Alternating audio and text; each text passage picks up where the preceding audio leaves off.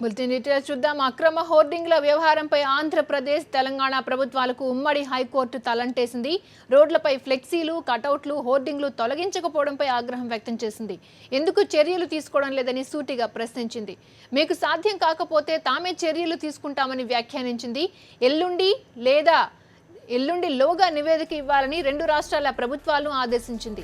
నివేదిక ఇవ్వకుంటే జిల్లా జడ్జిలతో కమిటీలు ఏర్పాటు చేస్తామని ఉన్నత న్యాయస్థానం స్పష్టం చేసింది.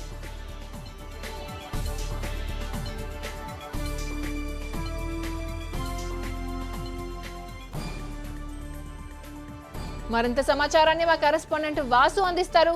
వాసు, చెప్పండి, హైకోర్టు ఏమని పేర్కొంది? ఫ్లెక్సీలు ఇప్పటి వరకు తొలగించకపోవడంపై మరి ప్రభుత్వం ఏమైనా స్పందిస్తుందా?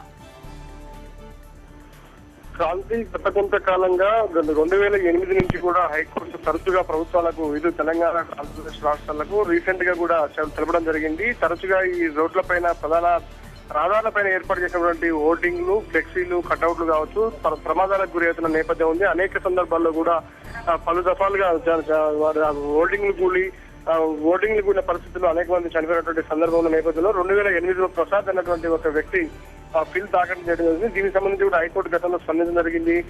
గతంలో రెండు ప్రభుత్వాలు కలిసినప్పుడు కావచ్చు, ఇప్పుడు రీసెంట్ గా తెలంగాణ, ఆంధ్రప్రదేశ్ రాష్ట్రాలు ఏర్పడిన తర్వాత కూడా ఈ అక్రమ ఫ్లెక్సీల హోర్డింగ్ సంబంధించి కూడా తొలగించే ప్రయత్నాలు ప్రభుత్వాలు చేయాలని కూడా అనేక సందర్భాల్లో జరిగిన నేపథ్యంలో కూడా ఇప్పటి వరకు ఎలాంటి చర్యలు తీసుకోలేదని చెప్పేసి ఇప్పటి వరకు నివేదిక కూడా కనీసం హైకోర్టుకు సమర్పించిన నేపథ్యంలో ఈ రోజు హైకోర్టు తీవ్ర వ్యాఖ్యలు చేసేసి మీకు సాధ్యం కాకపోతే ఇప్పటి వరకు ఎందుకు ఎలాంటి చర్యలు చేపట్టలేదు సమాధానం చెప్పాలని ప్రశ్నించింది. మరోపక్క మీకు సాధ్యం కాకపోతే తామే చర్యలు తీసుకుంటామని కూడా వ్యాఖ్యానించింది.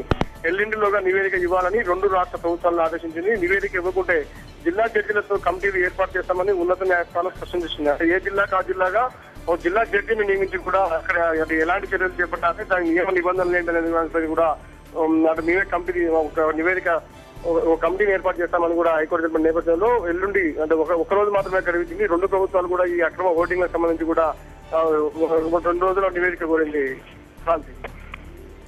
Okay Vasu, thanks for the details.